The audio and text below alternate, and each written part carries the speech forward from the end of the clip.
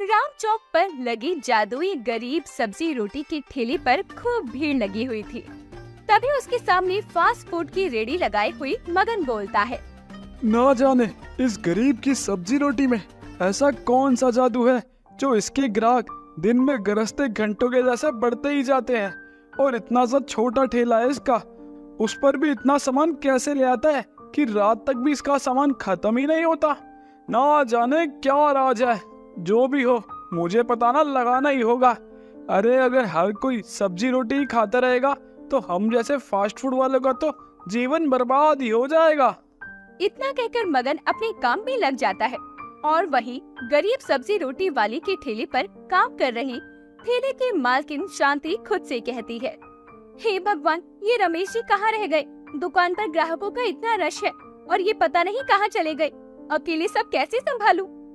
शांति इतना बोल ही रही होती है कि तभी उसकी नजर सामने से आते हुए अपने पति रमेश पर जाती है और रमेश बोलता है, क्या हुआ? ऐसे हाल बेहाल क्यों है तुम्हारा? जी होना क्या है, दुकान पर इतनी भीड़ है और आप पता नहीं कहाँ चले गए थे। अरे मेरा जाना जरूरी था, तुम जानती हो ना, अगर नहीं जाता तो फिर सब्जी रोटी की बिक्री कैसे होती। जी समझती हूँ और सब जानती हूँ। अब आप जल्दी से ग्राहकों को देखो और वो पूड़ियाँ मुझे दो। हाँ हाँ ले लो। इतना कहकर रमेश शांति के हाथ में वो पूड़ियाँ दे देता है और शांति उस पूड़ी को खोलकर चुपके से सब्जी रोटी की भाजी में मिला देती है। वक्त गुजरता जाता है। रमेश और शांति का गरीब सब्जी रोटी वाले ठेला बहुत बढ़िया चल रहा था। अब रमेश के पास रहने को अच्छा घर था, साथ ही उसने अपने ठेले को दुकान में बदल लिया था। हर तरफ रमेश की सब्जी रोटी का ही शोर था। ऐसे ही एक दिन मगन रमेश के घर आता है और कहता है, अरे रमेश भाई कैसे हो? मगन भाई मैं ठीक हूँ, तुम बताओ। क्या बताऊं भाई, बस बीत रहा है वक्त। क्या हुआ, सब ठीक तो है ना? अरे कहाँ भाई, कुछ ठीक नहीं है। काम चल ही नहीं रहा और पैसों की बड़ी तंगी है। हाथ बड़ा बांध कर चलना पड़ रहा है। हाँ भाई समझ सकता हूँ।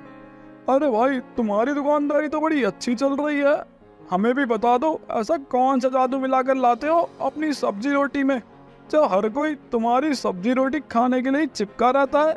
अरे मगन भाई कैसी बात करते हो, जादू तो क्या ही है, बस स्वाद की बात है। सारे लोगों को हमारी सब्जी रोटी स्वाद लगती है तो वे खाने चले आते हैं। कुछ देर यूं ही बातचीत करने के बाद मगन वहाँ से चला जाता है। ऐसे ही एक दिन जब शांति गरीब सब्जी रोटी का ठेला संभाल रही होती है तो मगन उस पर नजर बनाए रखता है और वो देखता है कि शांति के कान में कुछ बोलकर रमेश चला जाता है। ये देखकर मगन फटाफट से अपनी दुकानदारी बढ़ाकर दबे पांव रमेश का पीछा करने लगता है। रमेश जंगल के रास्ते को पार करता हुआ ऊंची पहाड़ी के पास पहुंच जाता है और पहाड़ी के ऊपर बनी एक गुफा के अंदर जाता है जहां बड़े बड़े शब्दों में लिखा था, खतरा। रमेश उस गुफा के अंदर जाता है। कुछ देर बाद हाथों में पूड़ियाँ लिए वापस लौट आता है और हमेशा की तरह वो पूड़ियाँ लाकर शांति को देता है और शांति उसे सब्जी रोटी में मिला देती है। और ये सब देखकर मगन खुद से कहता है, जरूर जादू इस पुड़िया में है, तभी तो लोगों के दिल और जुबान पर इस शांति और रमेश की सब्जी रोटी का स्वाद लगा हुआ है। कोई और कुछ नहीं खाता, कोई गोलगप्पे नहीं खाता, कोई स्प्रिंग रोल नहीं खाता, बर्गर नहीं खाता, पिज्जा नहीं खाता, ना ही कोई मोमोज खाता है। बस खाता है तो इनकी सब्जी रोटी। इस सारे जादू और सब्जी रोटी का राज उस गुफा में ही छुपा है। मैं भी कल उस गुफा में जाऊंगा और सारी बातों का पता लगा लूंगा और फिर मैं इन दोनों को पीछे छोड़कर अपनी दुकानदारी खूब आगे बढ़ाऊंगा। इतना बोलकर मगन अपने कामों में लग जाता है और अगले दिन वो उसी जगह पर जा पहुंचता है जहां उसे रमेश को जाते देखा था। मगन जैसे ही गुफा के अंदर जाता है तो वो देखता है कि गुफा में चारों तरफ अंधेरा था और एक पुराने पड़े सिलबट्टे के सिवा कुछ भी नहीं था। ये सब देखकर मगन बोलता है, अरे ये क्या नर्क है, पता नहीं वह रमेश का बच्चा यहाँ क्या करने आता है। और मैंने अपनी आंखों से देखा था उसके हाथ में कोई पुड़िया भी थी। समझ नहीं आता उसे किसने दी, यहाँ तो अंदर कोई भी नहीं है। इतना कहकर मगन वहाँ से जाने लगता है कि तभी उस पुराने पड़े सिलबट्टे में से एक आवाज आती है। क्या हुआ मगन, जो तुम ढूंढ रहे थे वह नहीं मिला? तुम्हें भी अपने खाने में स्वाद चाहिए, जादू चाहिए, जो रमेश की सब्जी रोटी में है। रमेश की सब्जी रोटी कोई आम सब्जी रोटी नहीं, बल्कि एक जादुई सब्जी रोटी है, जादुई। ये कौन बोल रहा है? किसकी आवाज है? कौन है यहाँ? और कौन बोलेगा, ये मैं बोल रहा हूँ, सिलबट्टा। मेरी तरफ देखो। अरे मेरे अंदर जो भी मसाला पीसता है ना और फिर उसे अपने खाने में मिलाता है, तो उसके खाने में बरकत ही बरकत होती है। देखा है ना रमेश को कैसे दिन दोगुनी और रात चौगुनी तरक्की कर रहा है, सब मेरी बदौलत है। अच्छा तो ये बात है। मैं पहले ही जानता था कि हो ना हो यह किसी काली विद्या या फिर जादू का ही काम है, वरना उसकी सब्जी रोटी इतनी भी कुछ खास नहीं है। बताओ कैसे करना है तुम्हारा इस्तेमाल? मैं करूँगा और मैं भी अमीर बनूंगा। करना क्या है, बस तुम जो भी मसाले अपने खाने में डालते हो ना, उन मसालों को मेरे अंदर डालकर पीस लो और फिर उसे खाने में मिला दो। उस सिलबट्टे के कहने पर मगन वैसा ही करता है। वो अपने खाने में डालने वाले सभी मसाले उस गुफा में लेकर जाता है और उस जादुई सिलबट्टे में पीस देता है, जिसके बाद पिसे हुए मसाले खुद ब खुद एक पुड़िया में बदल जाते हैं और मगन के हाथों में आ जाते हैं। मगन ये सब देखकर खुश हो जाता है और जल्दी से जाकर सारा मसाला अपने खाने में मिला देता है। कुछ ही देर में उसके पास ग्राहकों की भीड़ भी आने लगती है, लेकिन जो कोई उसके खाने को चखता है उसे खरी खोटी सुनाकर जाता है, क्योंकि उसके खाने का स्वाद जरा भी अच्छा नहीं था। ऐसे ही एक ग्राहक उस पर चिल्लाते हुए बोलता है, आए हाय, सारा मुंह का स्वाद खराब कर दिया। कितनी गंदी चाउमीन बनाई है भाई तुमने। एक तो 50 रुपए भी दिए, ऊपर से हमारा टाइम भी खराब कर दिया। क्या बदले में ये गुड़ गोबर दे रहे हो तुम ही खा लो इसे। आजकल के लोग पता नहीं क्या क्या करते हैं, ना ही इसमें मसाला है ना ही मिर्च है। इतना बकवास है कि क्या ही बताऊं। लोगों को लूटकर इतना पैसा कमाते हो और खाना तक अच्छा नहीं देते हो। मगन को खरी खोटी सुनाकर वो वहाँ से चला जाता है, जिसके बाद मगन गुस्से में तिल मिला जाता है और वो अपना जादुई मसाला मिला हुआ खाना खाता है और उसे खुद भी उस खाने का स्वाद बिल्कुल अच्छा नहीं लगता। जिसके बाद वो गुस्से में तिल मिलाता हुआ शाम को रमेश के घर जाता है और उसे सारा सच बताते हुए कहता है, रमेश के बच्चे, मुझे सब पता है कि तू कैसे अपनी जादुई सब्जी रोटी बनाता है।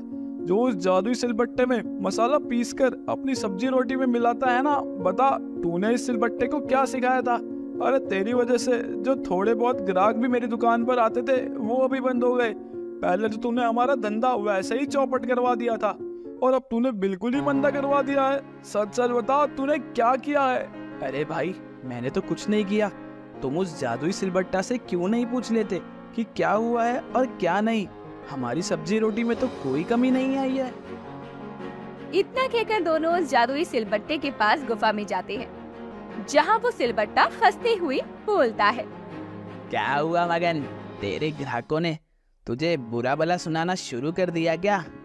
तू लालची है, कपटी है और दुष्ट इंसान भी है। तेरे साथ तो यही होना चाहिए। जो रमेश का काम बंद करवाना चाहता था, इसलिए तुझे तेरे कर्मों का बुरा फल दिया है मैंने। तू जानता भी है, रमेश हर महीने अपने कमाए हुए पैसों में से गरीबों के लिए मुफ्त राशन बंटवाता है, उन्हें सब्जी रोटी भी खिलाता है, और तू अपनी दुकान पर आने वाले ग्राहकों को लूटता है और उन्हें गंदा सामान खिलाता है। तुझे क्या लगता है कि हमें कुछ पता नहीं चलेगा? हमें सब पता है। ये जादू है, जादू। जादू जो संवार सकता है वो बिगाड़ भी सकता है। रमेश की सब्जी रोटी जादुई सब्जी रोटी है, क्योंकि वो जादू मेरा है, क्योंकि रमेश अच्छा है और तू बुरा है, बुरा। इतना कहकर सिलबट्टा अपने आप ही गायब हो जाता है, जिसके बाद मगन हाथ मलता हुआ गुस्से में उस गुफा से चला जाता है। वहीं दूसरी तरफ रमेश की दुकानदारी वैसी की वैसी ही चलती जाती है। हर दिन उसकी दुकान पर ग्राहकों की भीड़ बढ़ती जाती है। अब बिना जादुई मसाला डाले भी रमेश की जादुई सब्जी रोटी लोगों के मन में और जुबान पर अपना स्वाद चढ़ा देती है और रमेश की तरक्की बढ़ा देती है। पूरे गांव वालों की भीड़ सुरेश पर पत्थर मार रही थी। सुरेश की पत्नी मोना सभी से हाथ जोड़ जोड़कर लगातार माफी मांग रही थी, पर गांव वाले शांत नहीं हो रहे थे। भीड़ से थोड़े ही दूर खड़ी हुई मोना की बहन पूजा ये सारा नजारा देखकर बेहद खुश हो रही थी और हंसते हुए अपने मन में बोलती है, आ गया ना उस पहाड़ के नीचे। मैंने बोला था ना मेरी बात मान लो, लेकिन नहीं, मेरे जीजा जी को तो अपनी ही चला दी थी। अब करवा लेना लोगों के सामने अपनी बेइज्जती। पूजा से पंगा लेने का यही नतीजा होता है। मैं जो चाहती हूँ उसे हासिल तो मैं करके ही रहूंगी। अब सारे गांव वालों की नजर में मेरे दीदी और जीजा जी का नाम इतना ज्यादा खराब हो जाएगा ना कि कोई भी उन पर थूकेगा तक नहीं।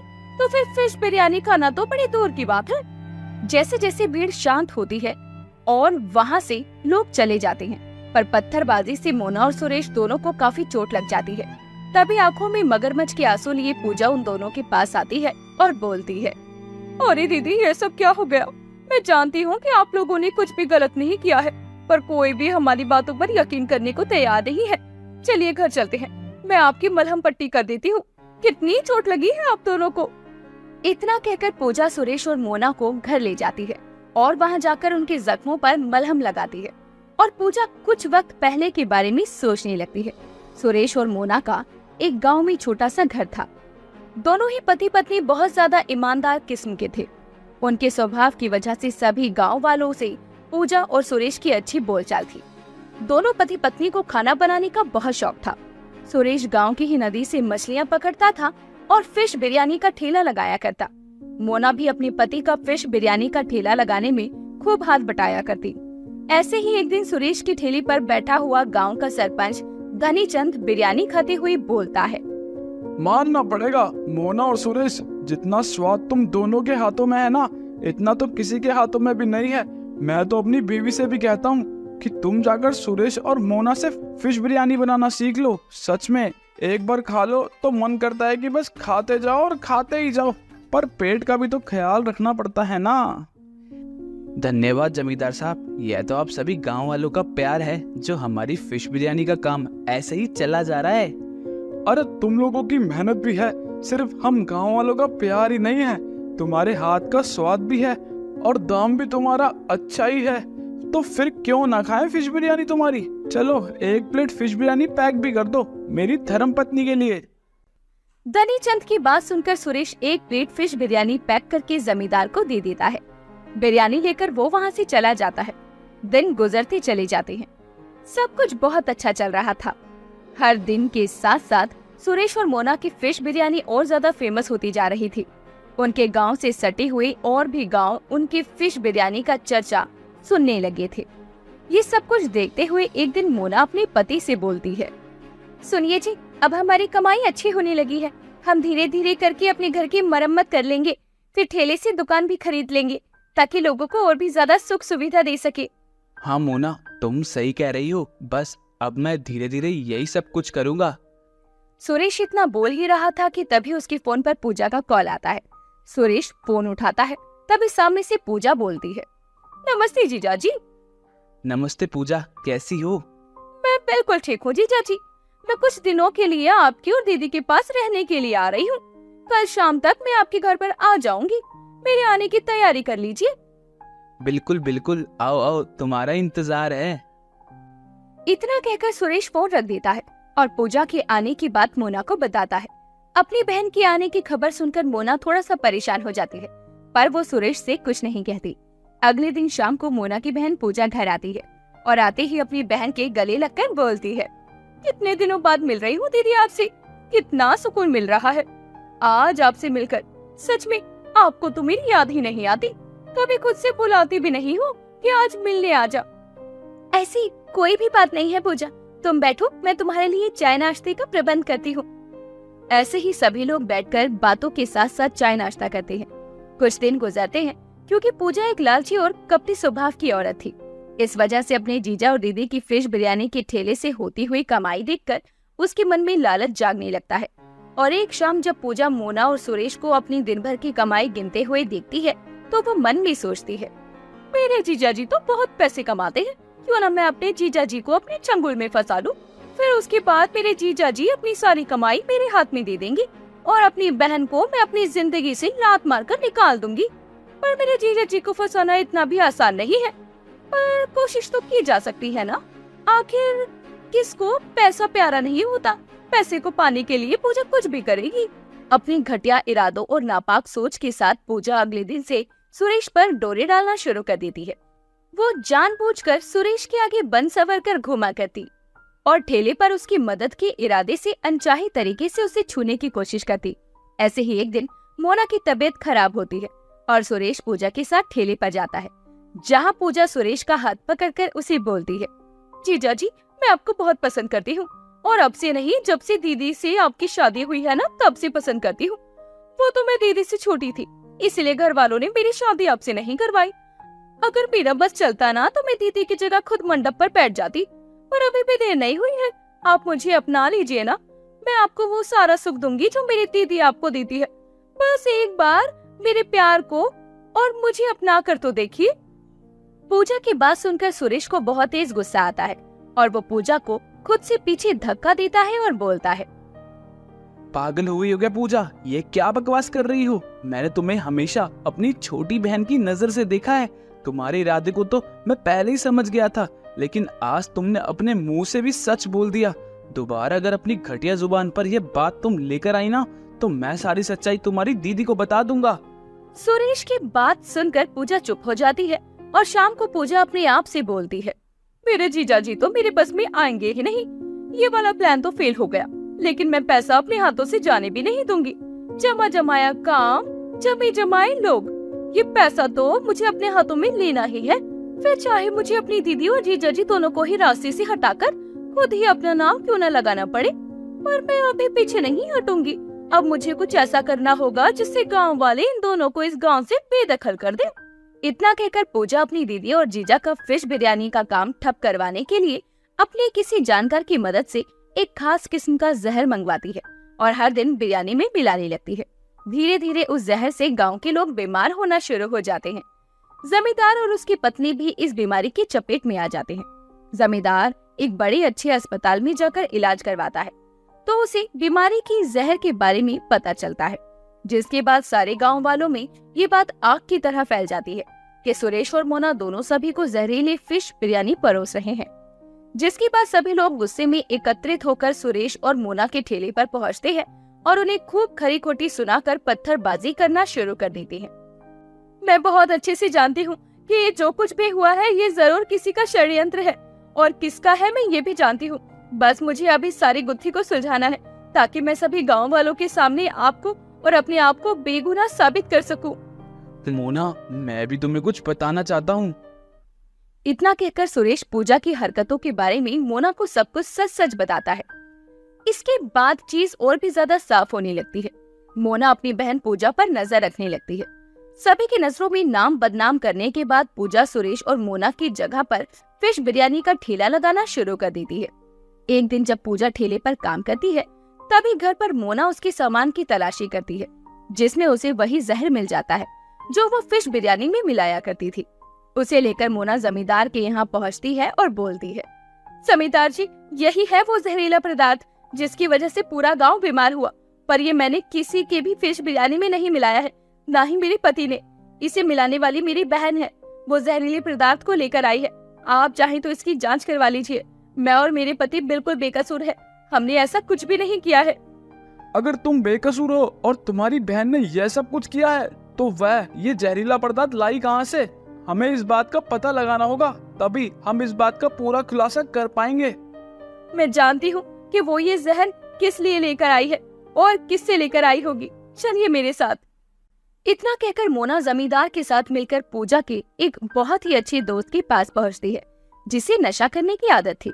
जमींदार पुलिस धमकी देकर पूजा के दोस्त से सारा सच निकलवा लेते हैं। इसके बाद सबूत लेकर मोना और जमींदार गांव पहुंचते हैं। जमींदार जी सभी गांव वालों के साथ एक पंचायत बैठाते हैं, जहां पर सारी बातों का खुलासा किया जाता है और पूजा हाथ जोड़ते हुए सभी से बोलती है, मुझे माफ कर दीजिए, मुझसे बहुत बड़ी गलती हो गई। मुझे ऐसा नहीं करना चाहिए था। तुम्हारी गलती की कोई माफी नहीं है। धिक्कार है तुम्हारी जैसी बहन पर। तुमने एक बार भी किसी की जान की परवाह नहीं करी। तुम जैसे इंसान का तो ना होना ही बेहतर है। सब साफ होने के बाद धनी चंद पूजा को पुलिस के हवाले कर देते हैं। धोखाधड़ी और जहरीले पदार्थ का आदान प्रदान करने के जुर्म में पूजा को लंबे अरसे के लिए जेल की सलाखों के पीछे बंद कर दिया जाता है और एक बार फिर से सुरेश और मोना अपनी फिश बिरयानी बेचना शुरू कर देते हैं।